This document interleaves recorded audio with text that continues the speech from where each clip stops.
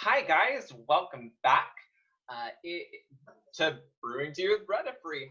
However, per Brenda's emails changed lately, we have slightly rebranded to It's Quarantine with Brennifry. That was a disaster. That was terrible. That was terrible. We'll work on it. We're We'll trying to be polish it. Power Rangers for Power Rangers today, okay? Don't judge us. So, hello again. I'm Tori Russo. This is Jennifer Henriquez. Say hi, Jen. Hi guys, my name is Jennifer Henriquez. Glad to be with you guys. And Brenda Brand. Hi everyone, I'm Brenda. All right. So, little bit of bad news. We're trying to put out content every week for you guys. However, last week we recorded a full session of Buffy the Vampire Slayer. We ran for about an hour and 35 minutes. And then my files corrupted. So when I was downloading them from Zoom, my files corrupted. I've been emailing back, they've not been responding, but I've been emailing Zoom and I've been submitting tickets and I just haven't heard anything, and it's been a week now. So at some point we will try to record a shorter version, hopefully, if we can't get those files fixed. But I'm going to keep trying and hopefully get those files fixed for us. Without further ado, let's start with what we've been up to kind of this past week. I've been really into this right now. Reading Sonic Mega Man crossover. Very, very fun for me. So I've been into that. And grading, as you can tell by my grading beard. I've been grading midterms. I'm going to throw it on over to Jen. Yeah, so hi guys.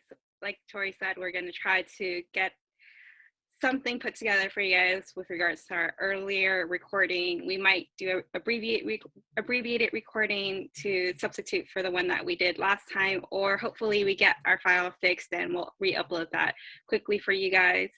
So what I've been doing is a lot of video gaming. So I'm not a huge gamer, but I do occasionally partake. I've been playing a lot of Pokemon Shield. I finished the game last night. It took me about a week because I have a terrible sleep schedule now. Woohoo! But I really enjoyed the game. I know a lot of people out there were just, and I was myself included, were upset by the fact that we didn't get the entire Pokedex with this new version, considering that there is room for all the entire Pokedex on these new systems.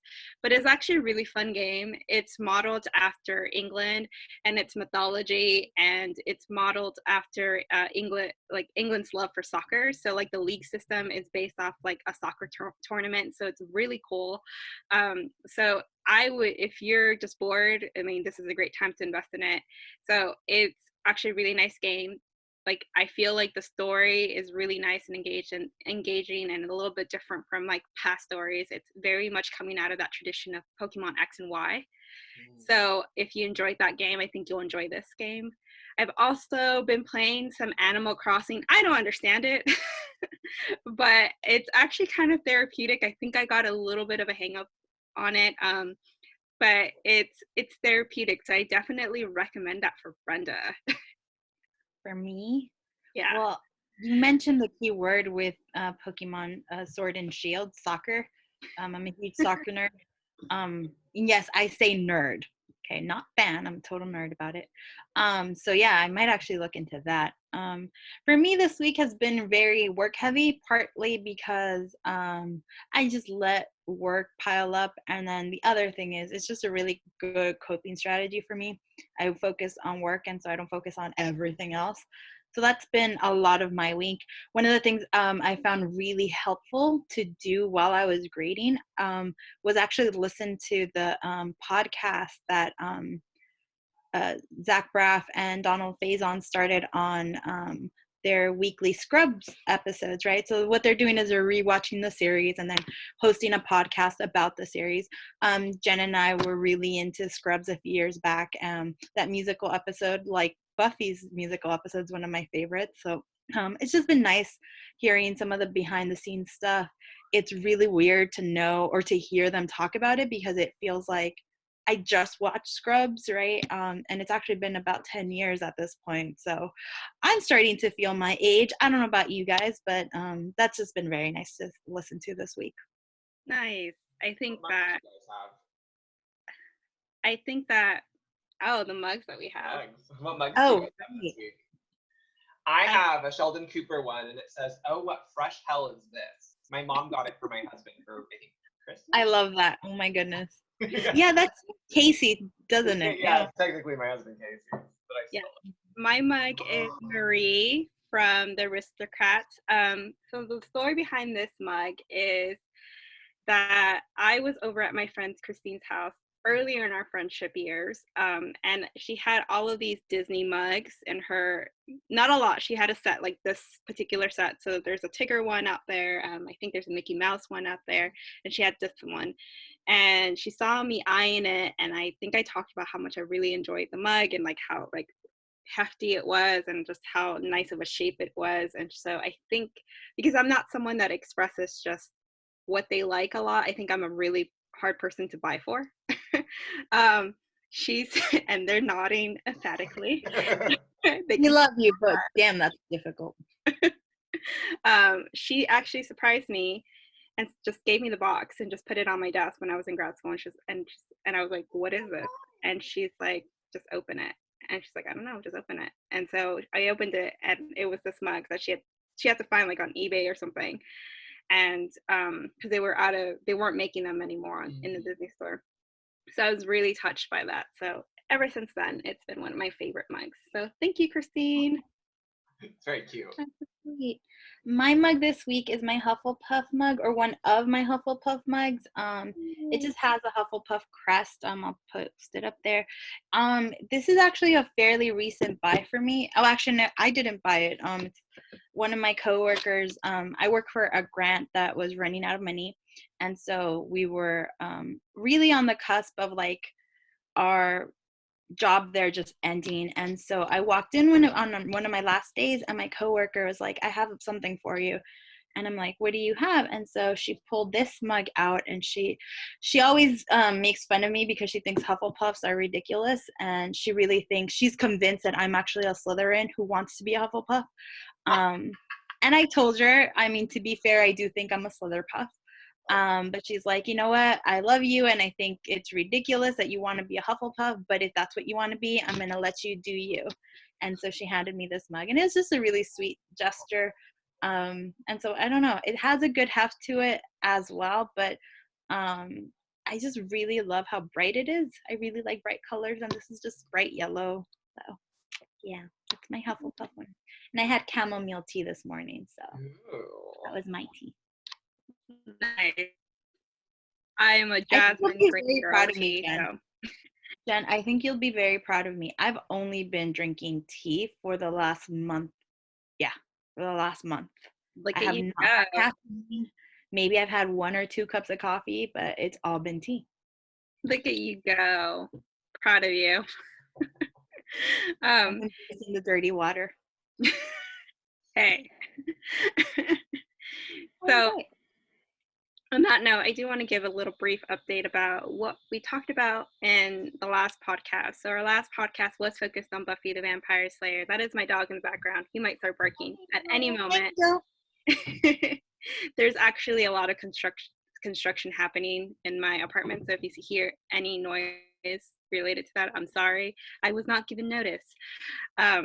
So what we talked about in the Buffy podcast was about the TV show, our first impressions about the TV show, our favorite scenes and favorite character moments from that show, as a lead into our eventual discussion about the comic, where we highlighted specific scenes from the comic that really struck us. We did a lot of screen share. It was also our very first time doing screen share with this. So that's going to be the style of this podcast as well. We're going to open up with our impressions of the Pink Ranger, because we all love her, and talking about the show as we lead into our discussion about our comic for this week, which is Mighty Morphin Power Rangers Pink. So on that note, I'm going to start us off on that question. How much do we love the Pink Power Ranger? A lot.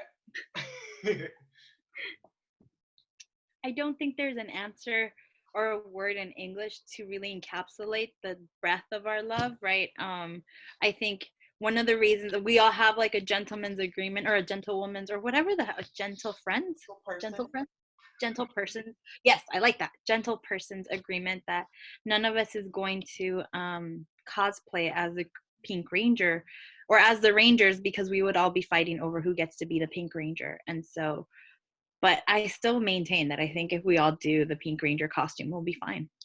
Yeah, it's either all three of us are the Pink Ranger or none of us are the Pink Ranger. Yes, very much so. And it, hi, Angel. And it's just that the Pink Ranger is probably one of, at least for us, right? Because we're all 90s babies. She was probably one of the first female protagonists that was just really badass and just awesome at everything that she did. So it was just she was just a really good role model for a lot of us, I think.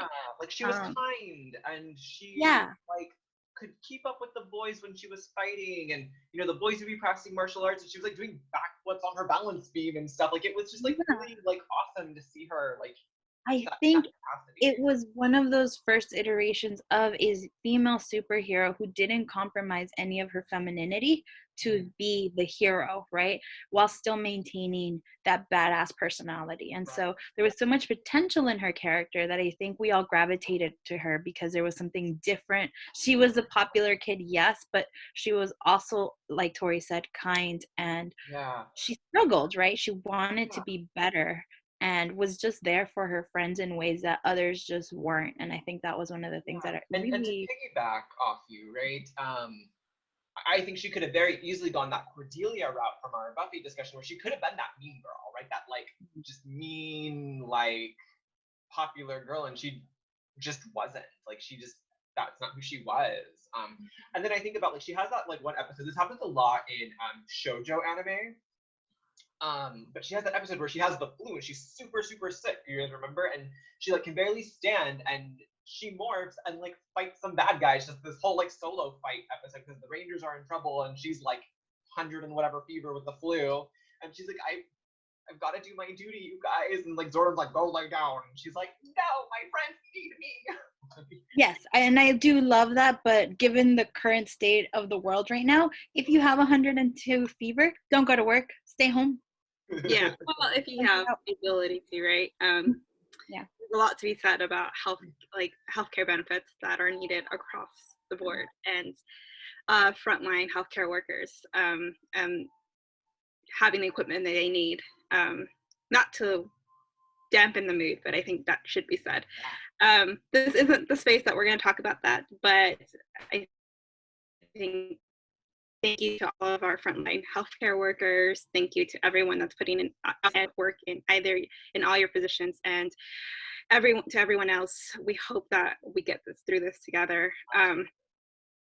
It's really interesting and terrifying and anxious time, but I think just remember to be kind to one another.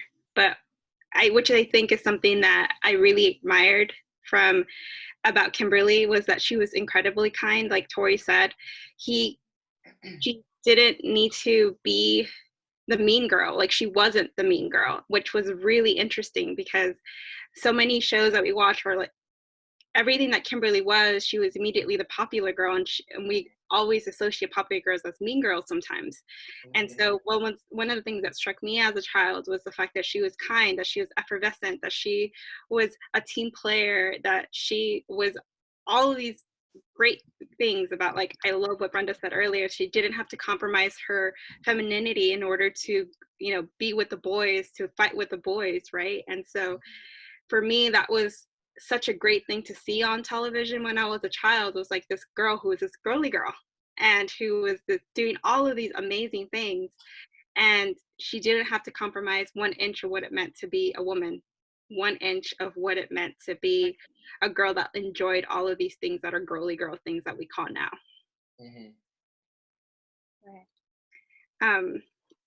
I think for me, like for Kimberly, like one of the other things that I enjoyed about Kimberly was obviously the love triangle and the love, the OTP. I'm still upset by the fact that Tommy and Kimberly did not end up together, but I think, Me too. and that he ended up with Kat, like, oh.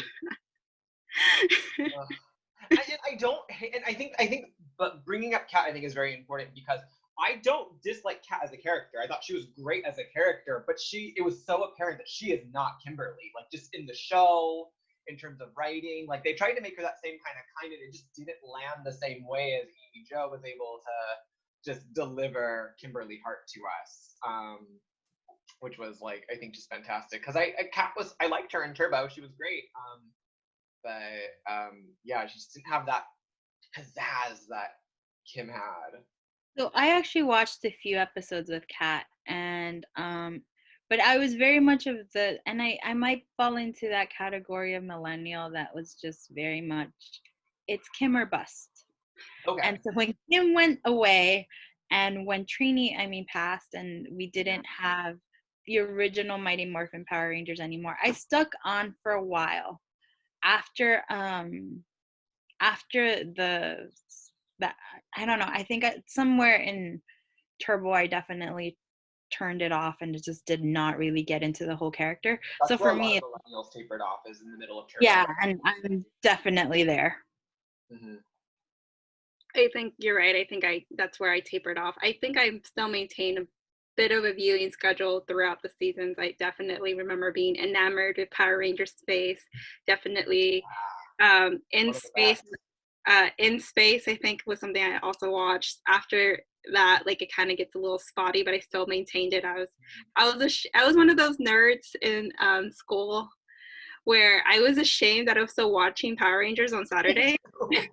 Like it was about the middle school years where like all my other friends are starting to go into their own cliques and becoming a bit more popular, and they're like into like punk music and into like having boyfriends and stuff. So I was definitely like I felt a little bit of an outcast, thinking like I still like Pokemon, guys. I still like Power. I'm still watching that. Like Saturday mornings are all that. So I felt a little bit I felt a little bit of shame still watching those things. But I still did. Now I'm like, I was cool, man. But I didn't watch Power Rangers, but I did watch Saturday morning cartoons. But I was also the nerd, the weirdo who was into punk rock. So I was somewhere in the middle. So I disagree. I don't think it was ridiculous to watch Saturday morning cartoons, because if we still had them, I'd be watching them right now. I totally had that double life because I had popular siblings and that were younger than me, and I was like, oh, I don't know what this anime is. I've never heard of her. And like, meanwhile, watching every single anime I could get my hands on, no one was looking. Things like that. I totally get it.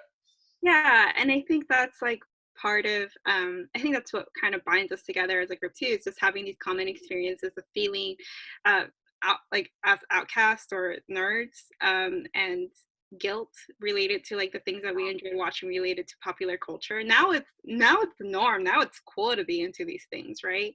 But there was definitely a hint of like that shame because it wasn't back when I was in 6th grade. I was this kid, Mark Mendoza.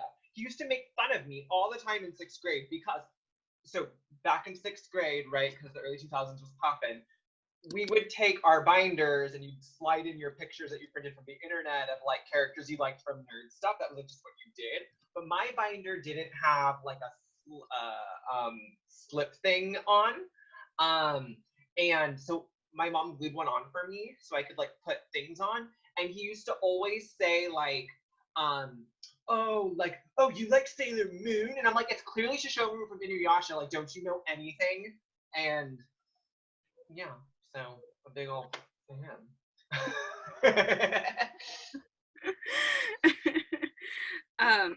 Yeah, I think for us, like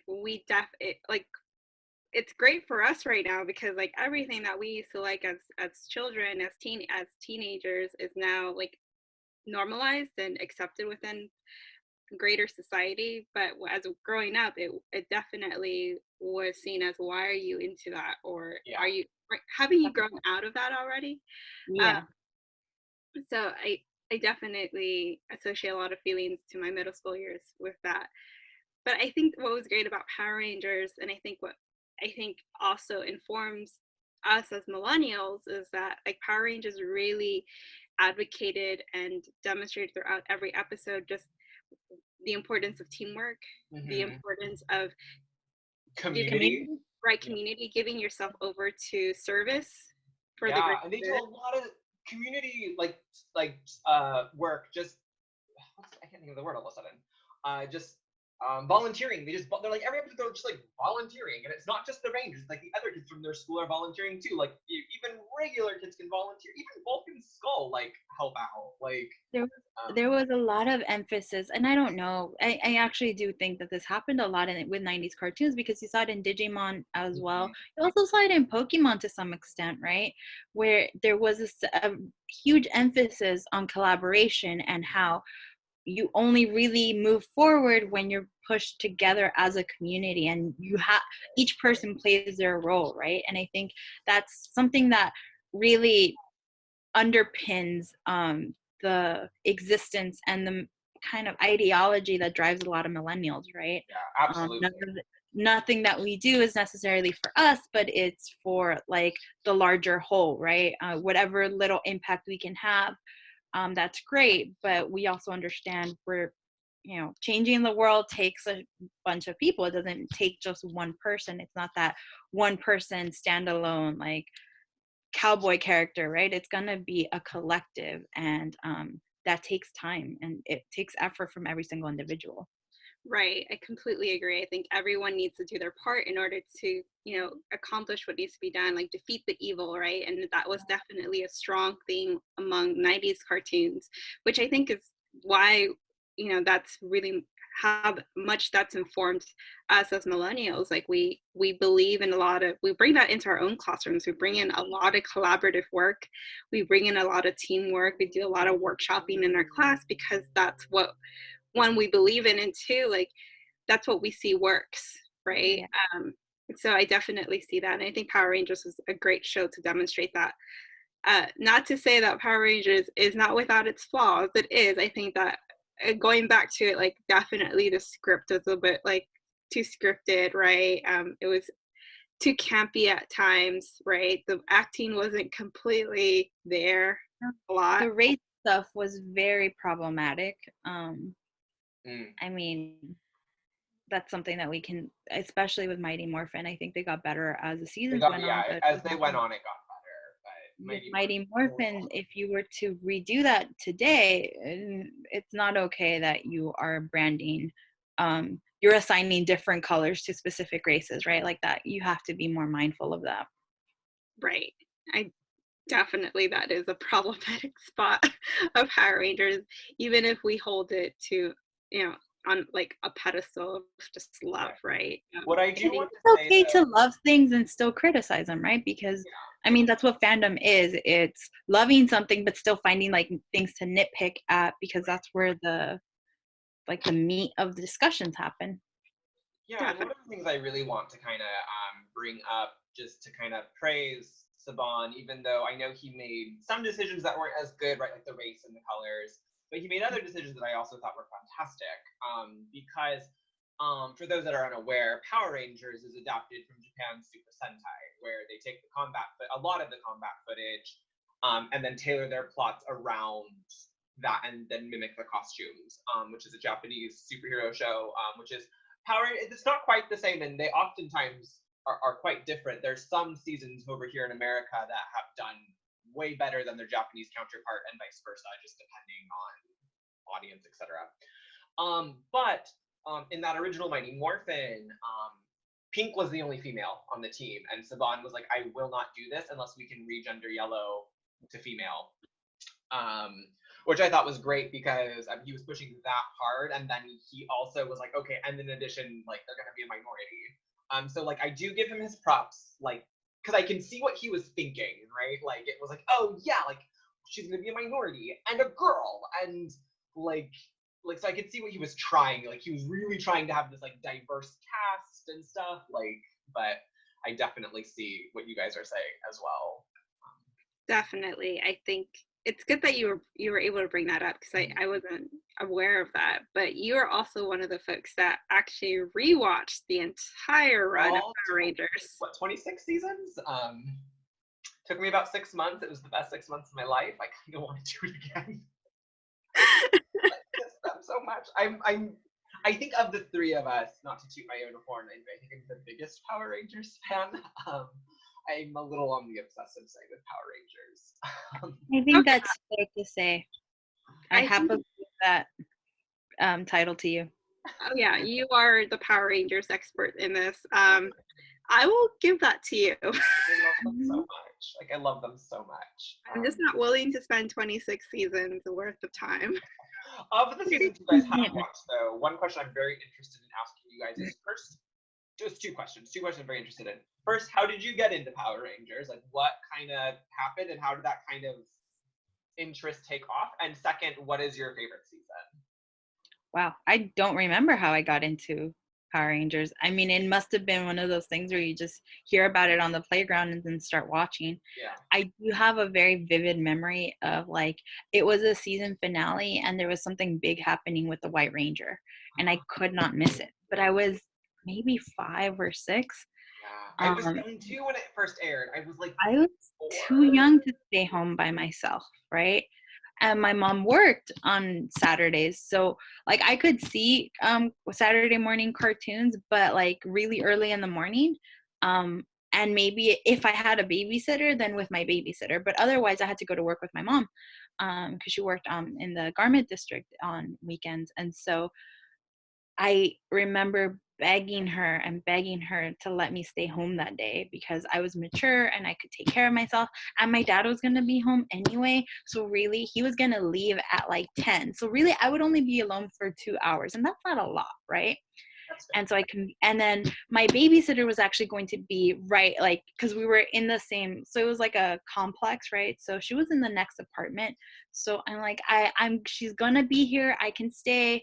And so my mom talked to my babysitter, she would come in and check in on me. And so we agreed that I could stay home so that I could watch that episode. And I remember that. And I remember everything being fine.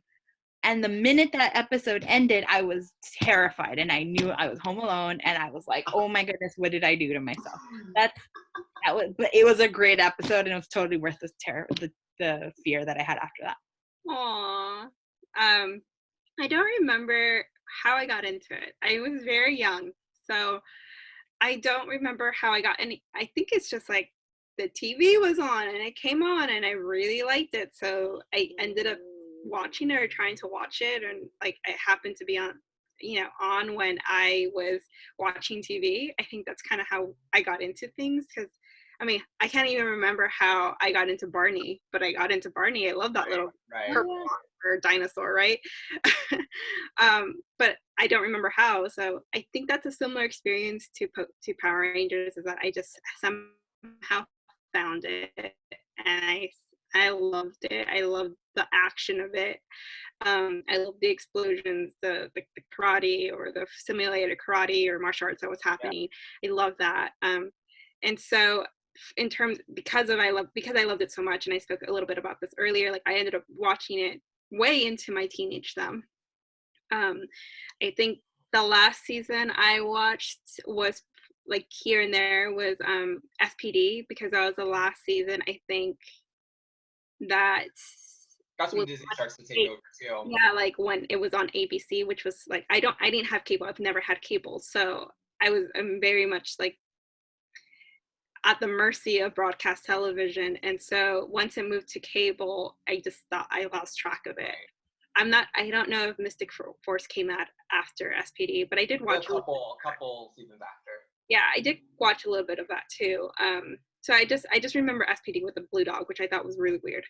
But one of my favorite seasons. One of my favorite seasons was actually Power Rangers Space with Andros. I had like the hugest crush on Andros. Again, I was ashamed of it because it was like that would mean that I was still watching it. But I really loved Andros on that show, and I really loved the romantic pairing of Andros with Ashley. So I'm really an OTP person here. Cassie were great characters too. Like I loved Ashley and Cassie. Yeah, which is funny because Cassie was Asian, and I was like, but I love Ashley and Andros more. I think she's the first minority Pink Ranger. Yeah, probably. Takes over for Kat. Yeah, you're right. You're right. I don't think I spent enough time with Cassie. I was just so into like the romance of it all. But I really liked Space, and it's still to this day I think one of my favorite ones because it was different. It was very different from the earlier seasons. It was one of the first seasons where Tommy wasn't leading, right, and he wasn't in this commander position. But I think TJ, right, the Blue Ranger, he was still yes, TJ was the red Turbo Ranger at the time. Right. I didn't watch Turbo, so I think I just missed out on that. He becomes the Blue Space Ranger because Andrews is like, I'm the captain of the ship, like, have a seat. Right. So for me, this was my first exposure to like just kind of an all-new cast. Mm-hmm. So that was one of my favorite seasons. Yeah, and Carlos he's okay. I like him too. Yeah. There's a great, I think one of my favorite crossover episodes in Space is when Adam, Black Ranger Adam, Johnny Young Bosch shows up and he has this broken Morpher power coin and he like transforms like just to help save the day even though it might kill him, which is fantastic. Oh yeah, I remember that episode. Yeah, fantastic. But yeah, I don't remember exactly how I got how I was first exposed to it because again I was very young, but I have an older cousin and he was like obsessed with it, and so he was always talking about it and I was like, wow, that's cool. And then as he got out of it, because he's quite a few years older than me, he got out of it. He's like maybe like 8 years older than me. He got out of it and just like gave me all of his Power Ranger stuff. So I had like all these VHSs all of a sudden and like toys and just like everything that like he had, I got to inherit, and I was like, oh my god, yes. And it was just great. And Power Rangers actually like really influenced my childhood. As we shared in an previous I think it's in the Buffy one. I've done martial arts for about 24-ish, 5-ish years. And Power Rangers is why I was put into martial arts. My parents were like, you have to do a sport. You want to do baseball, soccer, yada yada. And I was like, no. I was like, I want to be a Power Ranger. And I was like, fine, martial arts it is, and sign me up. And 24 years later, here I am. But things like that just like really impacted me because I just wanted to be a Power Ranger so badly. I think we all kind of have. I remember McDonald's having for their Kids' Choice meal toy Power Ranger power coins, like the Morpher with the power coins. They also had like the little figurines, and then also with their little like Zords. Zords is another anime altogether. I know. I was like, wait, I'm having a brain spat. Like, there's too much information in my head. Zords. So I remember it's like, Mom, like, we have to get it. I just remember like pressuring my mom to take me to McDonald's so that I could get these toys, and they were random and whatnot. And so I was really lucky to have gone as many times as I did, or to have a mom that would do anything for me and just maybe even ask the cashier if I could have the toy that I wanted. So I was really lucky in getting the Morpher and with the power coins, and I was also lucky to get the Pink Ranger with her Zord because I was like, I have to have it. I still have the Zord and the figurine. I never got the Morpher or the power coin, but I did get the figurine. And I remember being at McDonald's and I was with my mom, right? And the girl asked her, is it for her? And my mom's like, yeah. And so she's like, I got you. And so she came over and she got the little toy, and she's like, I saw her stuff the Happy Meal with the Pink Ranger, and I was so happy. I don't even know what happened to the other Power Ranger ones, but when I got the pink one, I remember because that was special. That was a special day. I didn't have any of them because my parents were like, no, we have food at home. I mean, yes, I always got that one too, but my parents knew how special Power Rangers were to me, so I think they just indulged me because the few times we got to go to McDonald's, my mom would just get us like a regular cheeseburger, and my brother and I would have to share a French fry and a Coke. We wouldn't even get the Happy Meal. I'm so sorry. So we should probably preface this with Jen and I are both only children. I'm the oldest of 6. Yeah. But I've accumulated more as I've gotten older siblings. But I didn't have the 6 straight up. Like, they came later. My brother Vince and I are like 2 years apart, and then like the rest are like way younger than us. Right. Yeah, I'm Sorry. the only child privilege. I'm sorry. I'm sorry, Tori. Okay, so like one last bit. So just to make you both jealous. So I had the Pink Ranger Barbie. You already have the morpher. You have the what? Do you still have it? I don't think I still have her. She needs to be displayed, obviously. And can I I don't think I still have her, but I did have the Pink Ranger Barbie when I don't know how I even got her. I know my mom got her for me for sure. I know that she did something, either we went to a toy store and I was like, I need to have her, or like I got her as a freebie somewhere, like as a toy drive or something. But I do remember I had her and she was awesome. And like she could just like, I remember just doing like the flips, the gymnastic flips of her. So she had her like suit, her Power Ranger suit, and then she also had like another like, I guess, everyday outfit. We want a Pink Ranger Barbie. You win. This is how much I love the Pink Ranger. I don't think I still have her though, unfortunately. My brother and I, because my brother's younger than me, and we're a lot of well, he's a millennial too, but a lot of the older millennials fell out at Power Ranger Turbos. That's like the height of his interest in Power Rangers, because he was like 6 maybe during Turbo. So he was like cars and turbo and cars. And we were also like really into like Jurassic Park at the same time. And I remember my mom sews a lot, and we went into her like sewing kit and got her like ribbons out, and we were tying our Jurassic Park dinosaurs to the cars, and they were pulling. Why dinosaurs need to pull cars, I don't know, but they were pulling the cars. And that's how we Power Rangers turboed. Aww, that's so cool.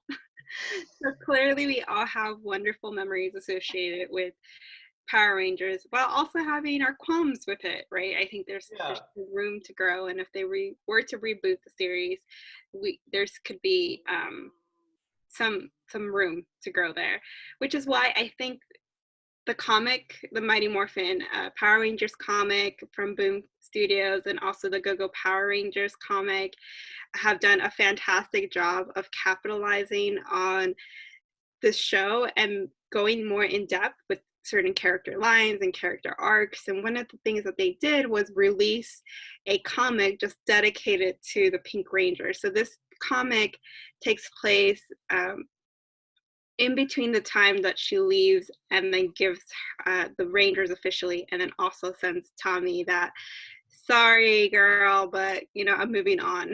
So I'm going to share my screen with you guys so that you all know what we're talking about. So this is the comic that we're going to be discussing today. Obviously, one of my first draw-ins to this comic was obviously the Pink Ranger, but my second draw-in was just how lovely the artwork looked. For me, that artwork was going to be something that draws me in. How about you guys? What were your first impressions about this comic?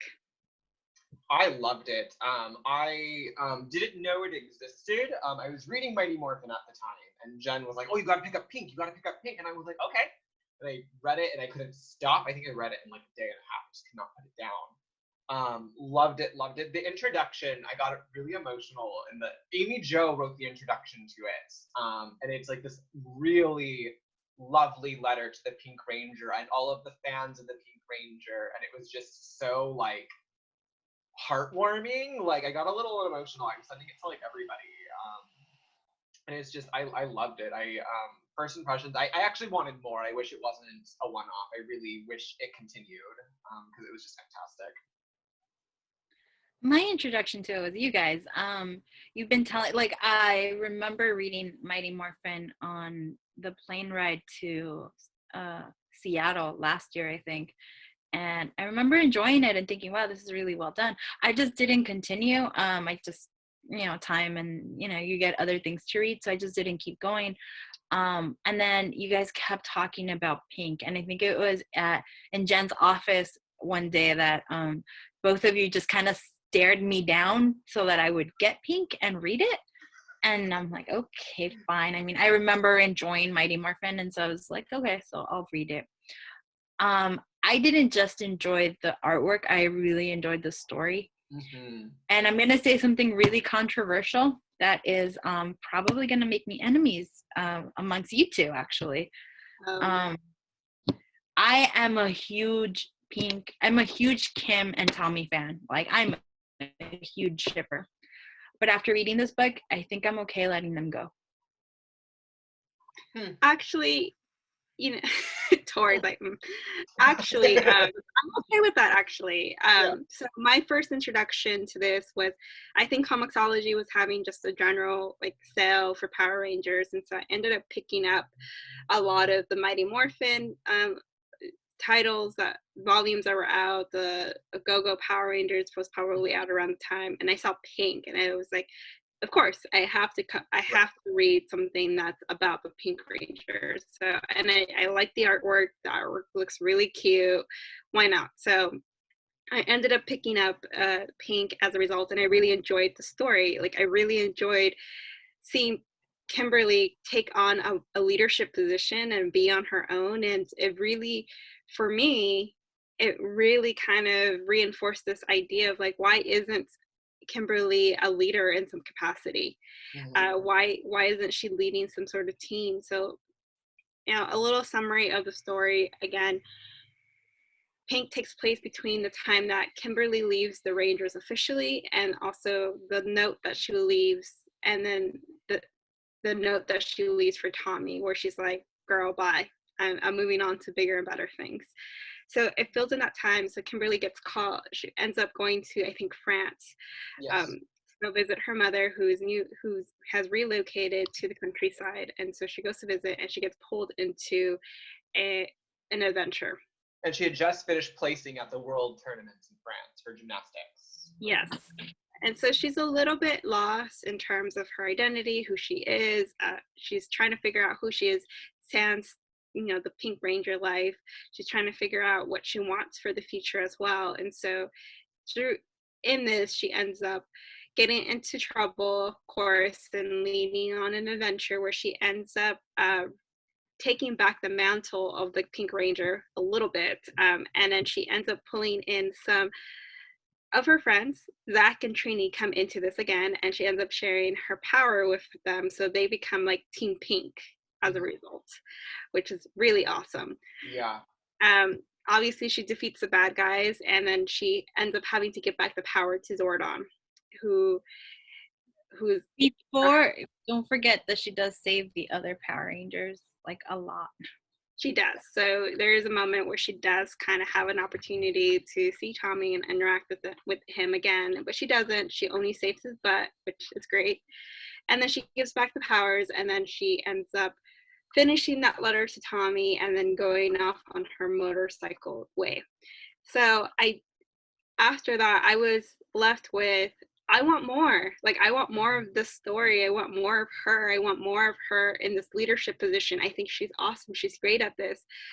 And so I was okay too, like Brenda said, like, I was okay with her not needing to be a part of that OTP storyline anymore. I was okay with her just being Kimberly and being awesome and kick-ass and being the leader, and not having to just be a partner to Tommy, which is some of the feelings that she brings up in the graphic novel itself. Yeah. So what were some highlights for you guys?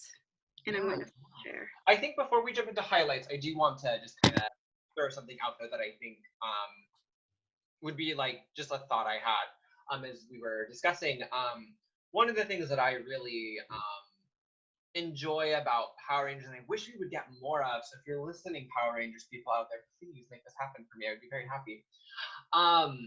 Is oftentimes throughout all of the seasons, we get these crossover episodes where Rangers from older teams are now meeting new teams, right? So for example, Black Ranger Mastodon Adam is leading a team where he has like the green Mystic Ranger on it, and the yellow Dino Thunder Ranger, and the blue SPD Ranger, and things like that, right? This happens all the time. There's these like splinter teams that show up with new people leading, and I really want Kim to have one. Yeah, no, highlights for me. I loved there's two parts in particular that really like big highlights for me. We get to see what Zach and Trini are up to, because I feel like they just kind of get forgotten as far as the show's plot is concerned. Like no mention. Obviously, I know that it's sensitive when it comes to Trini, but with Zach, like there's no. I don't think he's ever even reappeared like for a crossover. Like I don't think he was there for the anniversary special when they brought like Tommy and everyone back. So it would be nice to kind of see like them do something with that. One of the things that surprised me was the fact that Zach and Trini were a thing. I think when I was growing up, I was really naive, and I saw, for me, it was Jason and Trini were a thing. Like I really wanted them to be together, and then Tommy and Kimberly were the other couple, right? And so when I saw Trini and Zach here, I'm like, oh, yeah, that makes sense. That makes a lot more sense than whatever my childish mind had come up with. And I'm really happy to see Zach on here, because he's the supportive boyfriend, but he's still the really on it, put together guy, right? Because he's one of those like linchpins in the team. Like he's just solid, he's reliable, and he's probably one of the most badass. If it weren't for the fact that Jason is there, and Jason's very pretty. I can't even remember who my first crush was, to be honest, but because I liked all the boys on the Power Rangers team. But my eye was definitely drawn to Tommy, and I think it was because of Kimberly, to be honest. But then Jason just had those arms that, he could just hug you. But see, I always just, okay, never mind. We're going to go. I'm getting sidetracked. But with Zach, one of those things where, I'm sorry? We can get sidetracked if you need a moment. With Zach, it was like, that's the ideal, right? Like there's this nice balance of this leader guy who's going to be there for you, right? Whereas with Tommy and Jason, they're always going to put the fate of the world before everything else. Zach's going to stop, and he's going to stop to make sure you're okay. And honestly, the fangirl in me, I cannot. I'm just like, as I was reading Zach, I needed a moment, because I'm like, yeah, I don't know why I didn't see you when I was a kid, but I see you now, and I'm happier with Trini. So yeah, that was my thing. And I think actually one of the things that like, one of the faults of the show is that obviously like they featured certain characters because they were getting positive responses from the audience. But one of the really good things about the comic and these titles that are coming out of Boom is that we get to spend more time with these characters that that were there, right, and didn't get enough screen time. So like Zach is fantastically characterized the Mighty Morphin and Go-Go Power Rangers. He gets a lot of solo spots in exploring what it means to be a leader, what his position on the team means, how he tries to balance his humorous side with more leadership responsibilities. You definitely get a lot more of that in the comics, and with Trini herself as well. You get to see more into her family life. You get to see that actually she's like having crushes on a lot of guys, and she has chemistry with a lot of guys, because Trini and Jason were a thing in Go-Go Power Rangers for like a minute. She has this like really cool relationship with Billy. Yeah, in Mighty Morphin, she's like kind of like, hey Billy, and Billy's like, you're not a wrench, so I'm not interested. Exactly. Exactly. And like obviously in Pink, like it's confirmed Zach and her are a thing. So it's one of those lovely things to come out of these comics, those moments of more characterization for these supporting characters that didn't get screen time because they weren't as popular. Right. And I think so. I'm gonna start screen sharing just to share one of my favorite moments. Just because it was so wonderful to see this. And it's telling me that I need a plug-in, but maybe I can't. That's weird. Uh, huh, We can talk let me- about it if you want. Yeah, we can talk about it. No, it's actually the scene where you first see Zach and Trini in their Power Ranger gear, but with the pink accents around, right? And I thought that the artwork in that particular page was so beautiful, just because you saw it, right? It was this, I'll pull and that maybe up. okay, thank you. But there's this moment where it's the three of them, and they're like they're about to start in on the battle, and you see the accents around their chest, and they're all pink, right? And so what's traditionally all white is just like the pink accent. It's just such a tiny little detail, but I love it because you see her influence. Because I mean, one of the things that Kimberly ultimately brings to the team is that heart, right? Her name isn't Kimberly Heart for nothing. She definitely brings a heart to the team, and to see that accent around their chest, right? I thought it was such a lovely and subtle and beautiful thing, and I really enjoyed seeing that. That was probably one of my I'm pretty sure I squealed when I saw that image, just because it's such a nice moment, right? Yeah, And you see her holding the sword, and she's about to, like, she's charging, she's leading them into battle. yeah, and to piggyback off of that, what I really love too is that all of them, including Kim's, costumes are slightly different from their original power source here, which is almost like even further emphasizing that this is Kim's team. They have a unique costume now under her leadership, which I really enjoy seeing, like that kind of touch to it. Definitely. So Brenda's starting to share her screen. So what I really enjoyed about that particular panel as well was just like what you all, both of you have been saying, like those pink accents, and what Tori said, like the little costume variations. Like I really enjoyed that it wasn't that that they were kind of a little bit more like military style, maybe a little bit more personality driven too. Like that kind of has this like blaze, like this coat that's happening with his like with his uniform, and like Kim has like this badass utility belt, right? So like it's very yeah, it's very in line with their personalities, and it almost seems a bit more mature too, in terms of the visualization that they're older now and they're more experienced, and so they get to be a little bit more rugged, a little bit more personable in their attire. And Kim's got that fantastic arrow on her arm, like drawn on, like that pink arrow that goes to the tip of her hand. The hand that would be holding the bow part, which would be drawing. Well, I'm left-handed, so it might not be the same for her. But that's the hand I would hold it with. But I guess if she's shooting it this way too, like that's the hand, like it's pointing at the arrow that it's going, which I think is a really cool touch, given her archery background as Pink Ranger. And you know what? One of the other, and this is such a silly thing, but I always just enjoyed Goldar as a character. Me too. Visually, he's just pretty to look at, right? Yeah. And he's just so ridiculous. Although in the comic book, he has a lot of bite. Oh yeah. Quite a bit of bite, actually, I will say. But it's just nice to see him, because it's a very nice callback to Mighty Morphin. Do you read him in 90s Goldar voice? No, I didn't read this one in 90s Goldar. He sounded a lot more Goldar in 90s Goldar voice. He was a lot more menacing in the comic book, so I couldn't read him with that ridiculous voice. Goldar is here, my queen. That's what I was always so disappointed with the voice, because I thought this is a character who's visually terrifying, right? Like, you see this guy coming at you, you're gonna run. And yet you hear his voice and it's ridiculous. I read Rita in her voice as well still. Yes, I do read Rita in her voice. And I do her laugh in that voice all the time too.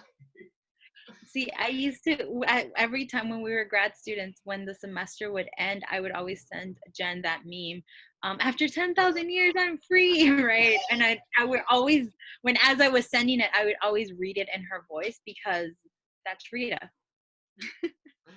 Yeah, I mean, for me, it's always the Breakfast Club meme of like the guy coming out of, quarantine and just raising his arm. What's done is done.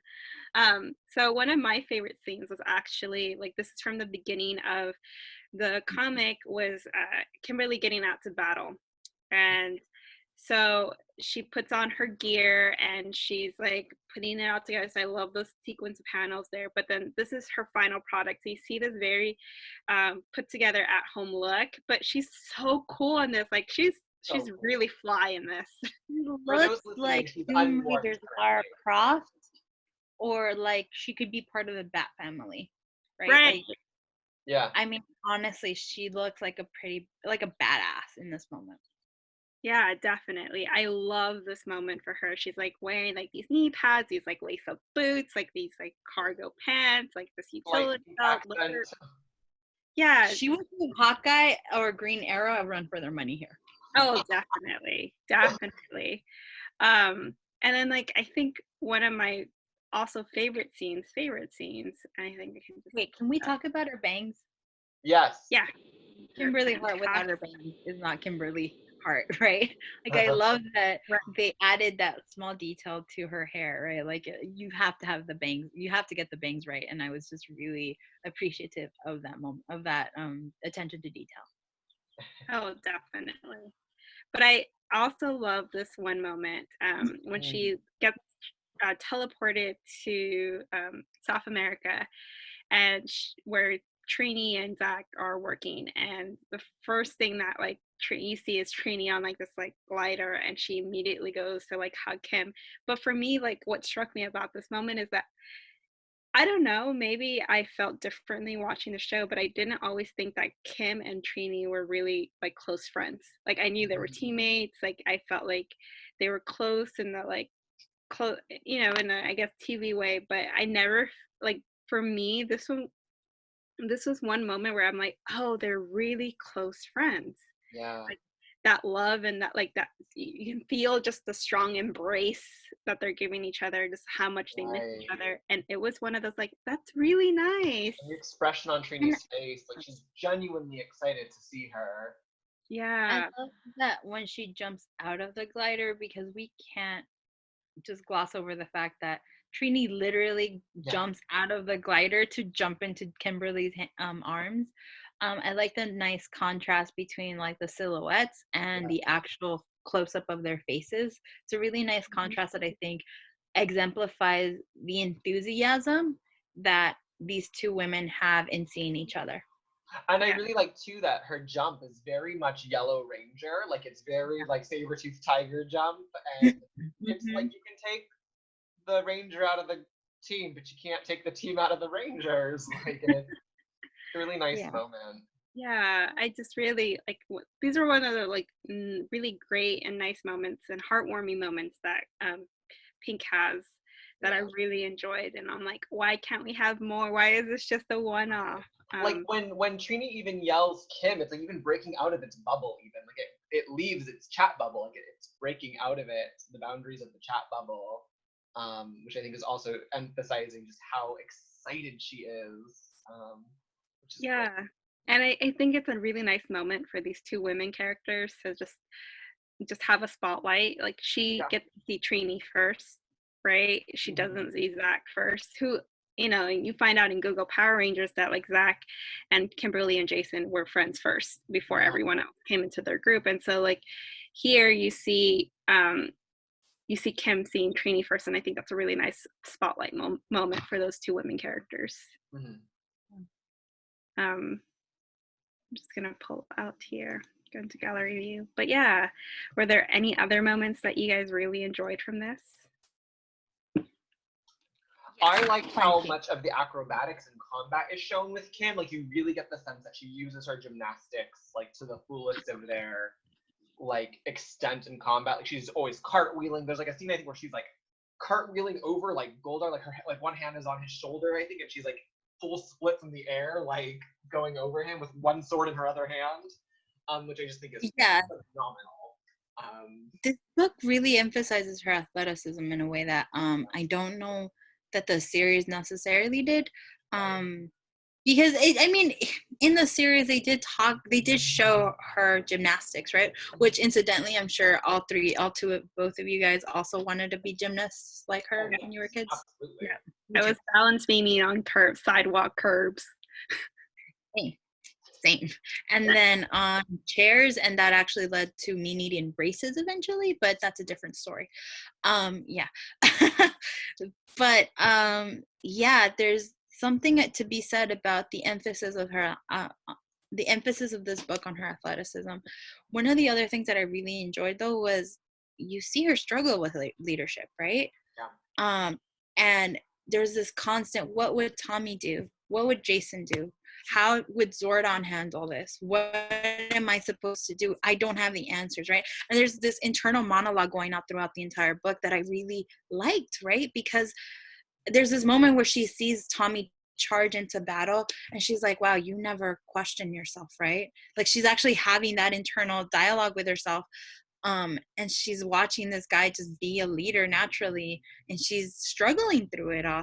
And if you're on the outside of it though, you're watching her and you're like, damn girl, you got this, right? Yeah. But that you see that, like, I don't even know what the word is, but the dichotomy, I guess, the two different sides that you see,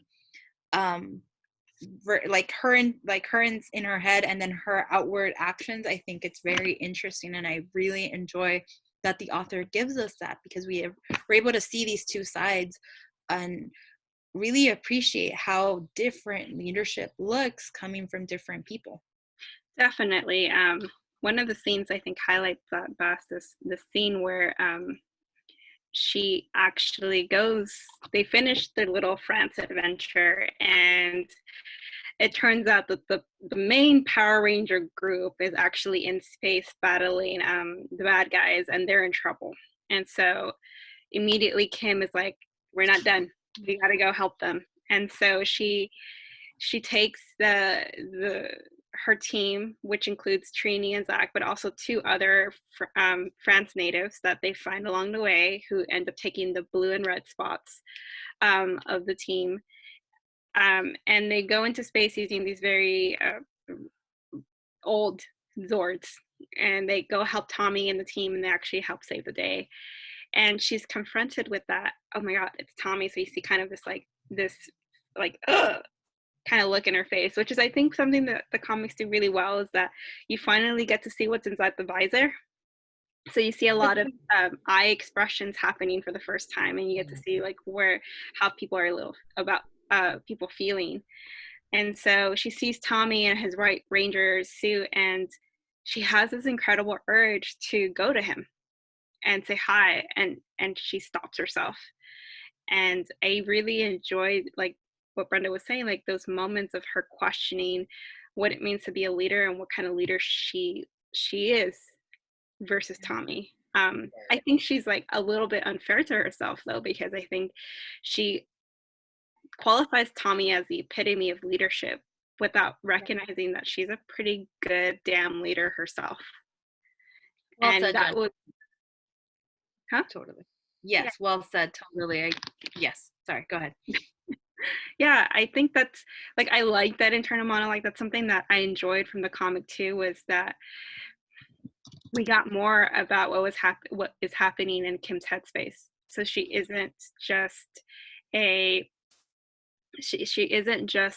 gymnast. She isn't just this popular girl. She actually has a lot of nice thoughts happening, and like she actually is thinking really a lot and critically about her position as a leader, her position in life, her what she wants in the future, and her position within this team. So I really enjoyed that view into her headspace. I think you bring up a really interesting point, particularly on this page that you're sharing right now, where you actually do get to see her face, but Tommy is blacked out. Like, we don't see his eyes, right? And I think that contrast highlights that self-doubt, right? But then in that second panel from in the middle in between her with Trini and then the one right below that, her visor's completely blacked out, right? So you can't see it. You can't really see her face. Mhm. And I think it's a very interesting shift in perspective, right? Because while we see her doubt, he doesn't see it. Right. He sees her as a leader, right?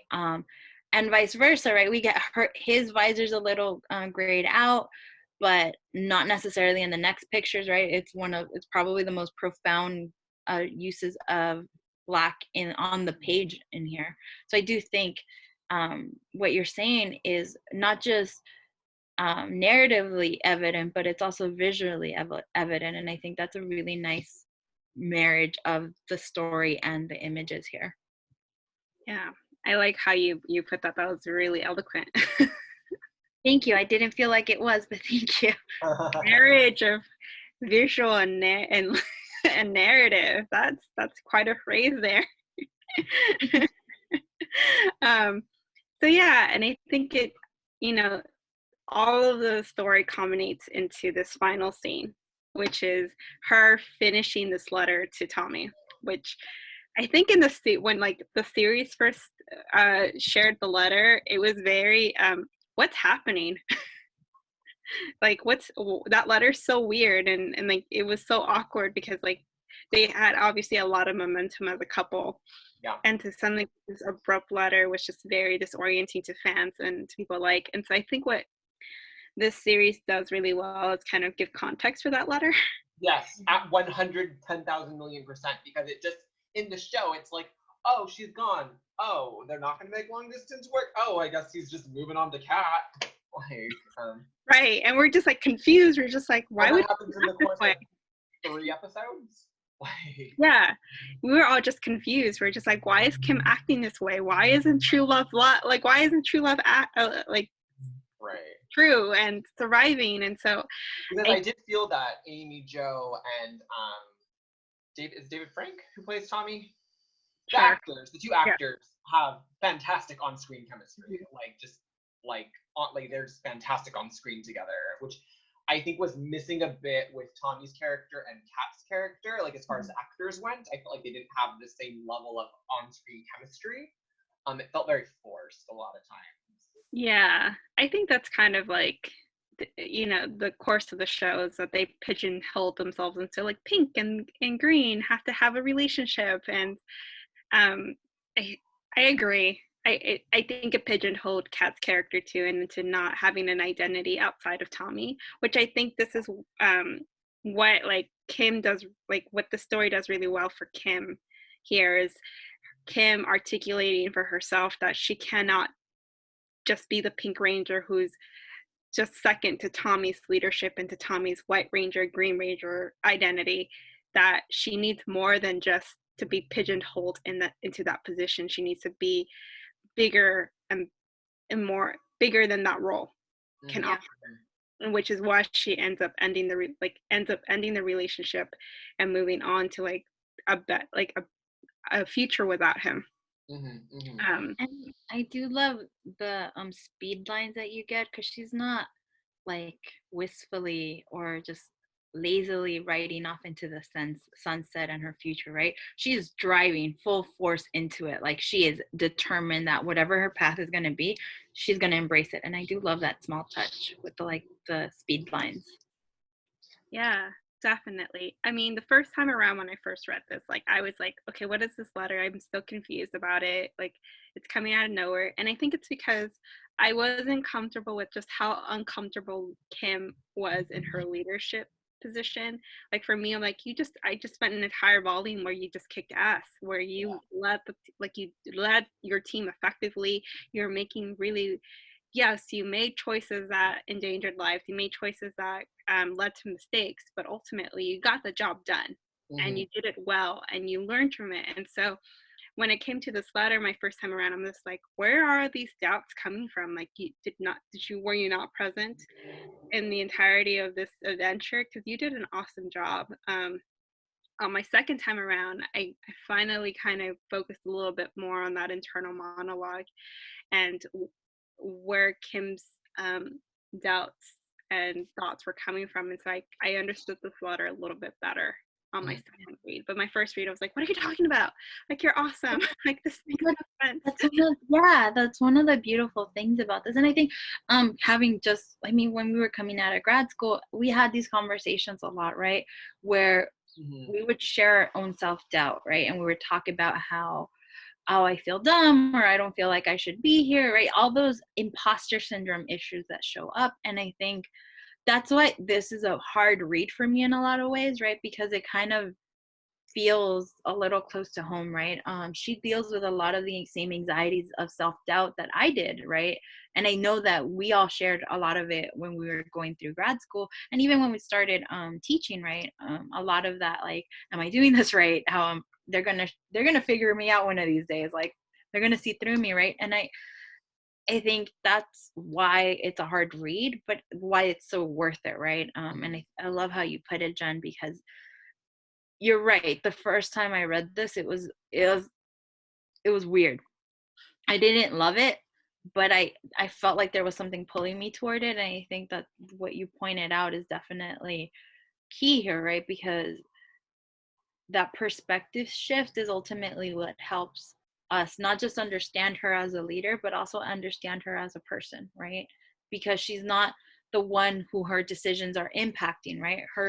Her decisions are affecting others in different ways. And so when you see it from their perspective, it makes sense. It's like, yeah, you're the leader, get this thing done.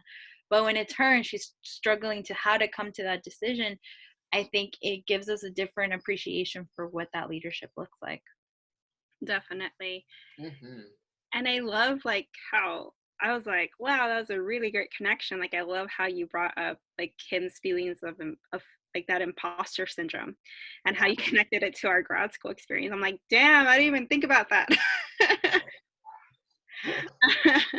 Like, I'm gonna give you a clap.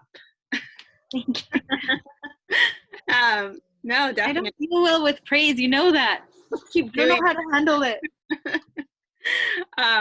No, I think that it was a really good parallel because, and a very um, poignant parallel.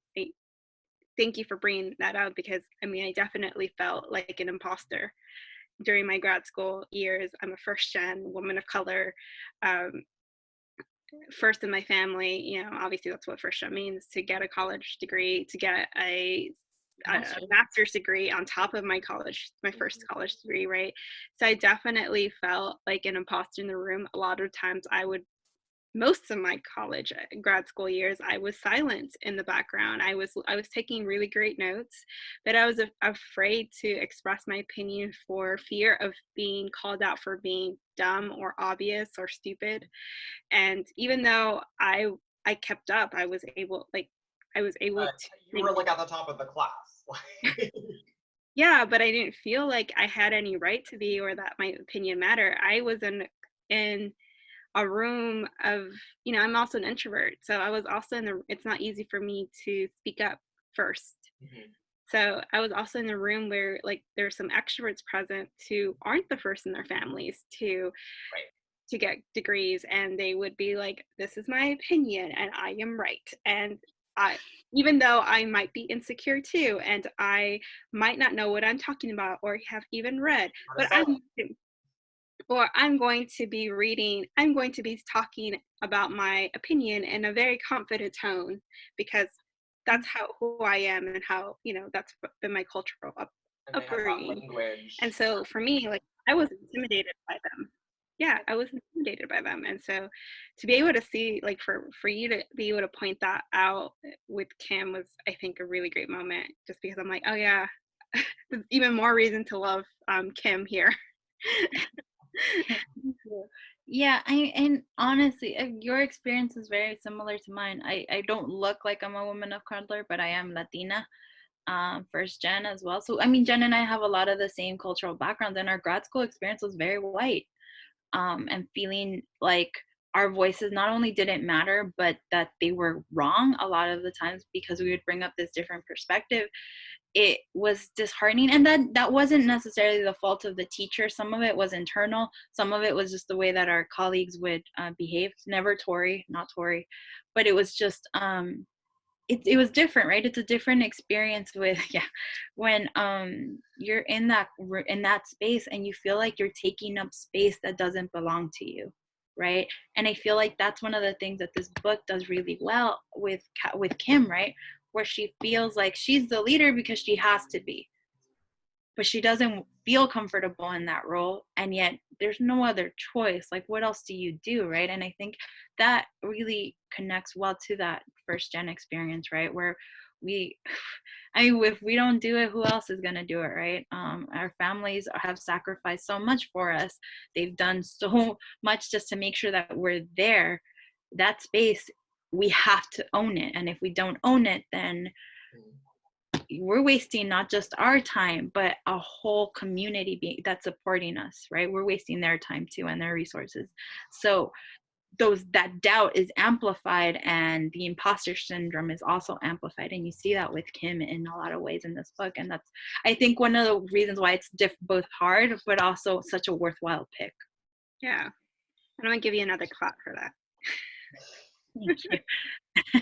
I don't deal with praise. That's another first gen thing. So I'm going to stop video. There you go. Oh no. I'll come back in a sec. Well, no, I think you bring up really great points about like community, like not letting down the community behind us. I think you bring up this really great point about space, right? And not feeling like we have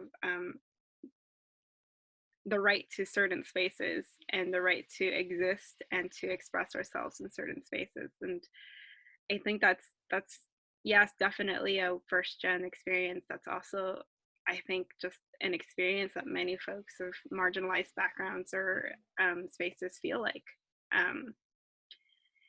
So I applaud you for that eloquent way that you put it. What about you, Tori? What were your final thoughts? Yeah, so I thought, coming off of, as we were, deciding we were going to do Pink for this week, and just reminiscing on my big Power Rangers binge, I actually was thinking about the Pink Rangers that have kind of paved the way to get us to comic book Kimberly, right? Because comic book Kimberly couldn't have existed as well as she was doing in this comic. I don't feel in the 90s like she's fantastic, don't get me wrong. I'm not like saying she was bad, but they let her be as free as they could for like the constraints of like children's show, the time slot, the age group, the timeline, etc. But I think about the Pink Rangers we've had and how so many of them have gotten stronger and stronger and stronger, and I'm really drawn to this comparison, mainly because she's now getting her own comic too, is Jen Scott's from Power Rangers Time Force, the Pink Ranger, who's for all intents and purposes the leader of that group, which I'm really excited to see that kind of connection. I have a fan theory that she's like Jason's like super Omega great granddaughter, like down the list, like 3,000 years later, because Jason's last name is Scott and Jen's last name is Scott. And I'm like, yeah, they just added an S over those 3,000 years, and like I'm just like, they're related. Like no one can tell me otherwise. I don't know this series, but I support the theory. Thank you. You should actually. It's fantastic. I think you'd really enjoy Time Force. It's a timey-wimey love story there. Timey-wimey love. Pink Ranger leader. I mean, do you really need much more? Yeah. Quantum Ranger is super edgy and pretty. What I like about it, though, this comparison is that we're seeing now, because again, right, Kimberly Hart is paving the way, and now I don't recall if Jen's Pink Ranger comic is a limited or a full series. I don't recall off the top of my head. Neither. But again, it's like we're seeing her kind of pave that way yet again, which I'm super interested in, and I've been thinking a lot about that and just kind of the role Pink Rangers have played and what they've meant to kind of the whole end of everything, which really interests me. Yeah, and I also fingers crossed for a boy Pink Ranger at some time. I think Zach got to be the Pink Ranger briefly in Go-Go, because they all changed colors at one point. Trini's red, I remember that. I think Kim is blue. I do think Zach's pink. I think Zach's pink. Yeah. And I think Jason's yellow. Yes, yellow. And I really would love to see a male Pink Ranger at some point, like in our history of Power Rangers. There's Power Rangers is, I think, after Beast Morphers wraps up, I think they'll have like 2 more years until they're 30, which means 1 more season, because they split them in 20 and 20s now. And people are thinking it's going to be the farewell goodbye season, because I mean 30 years of Power Rangers is a long time of Power Rangers. And fingers frickin' crossed for a boy Pink Ranger. Like, I just need this so badly to happen. Hey, we have about 30 years of The Simpsons. We're still not done with them. So. This is true. Well, I mean, we have blue girl rangers now. So hopefully we can get a pink boy ranger. Yeah, I do think blues that tend to be aqua, unfortunately. I don't think we've had a royal blue female. And we haven't had like a main character female red. Like, there's been female red rangers, but they've been like retired side team, etc. rangers. So I would love to see a female red be like, yeah, I'm the Red Ranger. Yeah, I think, I'm scared, like just like I'm wondering what a world without the Simpsons would be. Like I'm also scared to see what a world without like Power Rangers or Pokemon would be, just because I do think that these shows do provide like invaluable learning moments for young viewers, especially the teamwork, especially the idea of service, being being promoted, and the idea of kindness being promoted in community. So I do fear what's going to happen when we no longer have that. Right. Just because I grew up with that, and I that was fantastic for me. I want that for future children. Absolutely, 100%. Yeah. So I hope that you guys enjoyed our talk about the Pink Ranger, our brief talk about the comic. We are still figuring things out as we go. Our next podcast video blog will be on Batman, the animated series. And also we're going to spotlight my favorite run in DC Comics, which is Scott Snyder's Batman New 52 run, which we'll be talking. It was a 10 volume series. I don't know how many issues, many issues, but it's one of my favorite runs in the Batman lore. It's a game changer. I love Scott Snyder, and I'm going to make these two kind of talk about this and share in my love and all of that. So thank you again. We do love him as well. Yes. Yay. Again. Yeah, it's your fault. Yeah. Again, thank you. Please stay tuned about that Missing Buffy podcast video blog. I'm a best. We're going to get that up there for you guys somehow, some way. And have a happy Sunday, guys. Bye. Stay safe.